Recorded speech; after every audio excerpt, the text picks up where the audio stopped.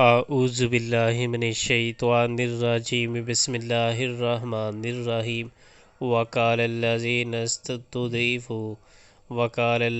استضعفوا للذین استکبروا بل مکر اللیل والنہار اذ تأمروننا ان نکفر باللہ ونجعل له اندادا وأسروا الندامة لما رأوا العذاب وجعلنا الأغلال في أعناق الذين كفروا هل يجزون إلا ما كانوا يعملون۔ وہ دبے ہوئے لوگ ان بڑے بننے والوں سے کہیں گے، نہیں بلکہ شب و روز کی مکاری تھی جب تم ہم سے کہتے تھے کہ ہم اللہ سے کفر کریں اور دوسروں کو اس کا ہمسر ٹھہرائیں۔